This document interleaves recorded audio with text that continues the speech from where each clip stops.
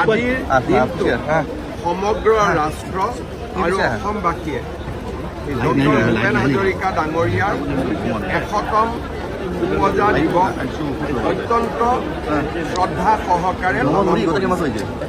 সমগ্ৰ ৰাষ্ট্ৰৰ হৈ প্ৰধানমন্ত্ৰী নৰেন্দ্ৰ মোদী ডাঙৰীয়াই আজি এটা সুন্দৰ লেখনিৰে ডক্টৰ ভূপেন হাজৰিকালৈ শ্ৰদ্ধা আগবঢ়াইছে।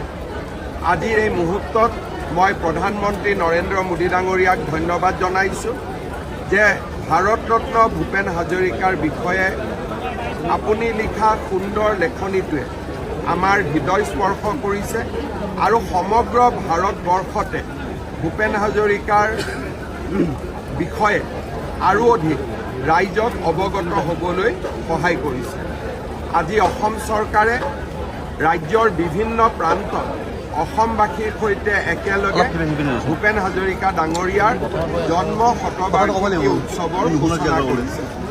অহা 13 ছেপ্টেম্বৰ তাৰিখে সন্ধিয়া 5 বজাত প্ৰধানমন্ত্ৰী নৰেন্দ্ৰ মোদী ডাঙৰীয়াৰ উপস্থিতিত ৰাজ্য চৰকাৰে ডক্টৰ ভূপেন হাজৰিকালৈ শ্ৰদ্ধা জনোৱাৰ উদ্দেশ্যে খানাপাৰা ভেটেনাৰী ফিল্ডত এখন সভাৰো আয়োজন কৰিছে।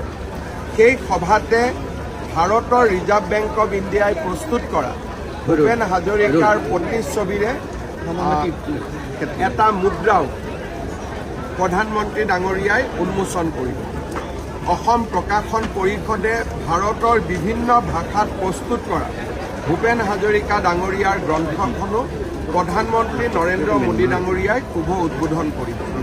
13 ছেপ্টেম্বৰৰ পৰৱৰ্তী সময়ছোৱাত অৰুণাচল, মেঘালয়, পশ্চিমবংগ, মুম্বাই আৰু নতুন দিল্লীতো আমি ভাৰতৰত্ন ডক্টৰ ভূপেন হাজৰিকাৰ জন্ম শতবাৰ্ষিকী অনুষ্ঠান আয়োজন কৰিম।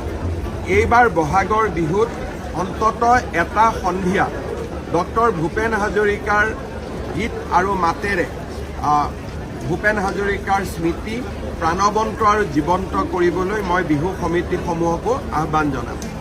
আজিৰ দিনটোৰ পৰাই ভূপেন হাজৰিকা দেৱৰ সমাধি ক্ষেত্ৰত আমি সমন্বয় তীৰ্থ নামে নামাকৰণ কৰিছোঁ।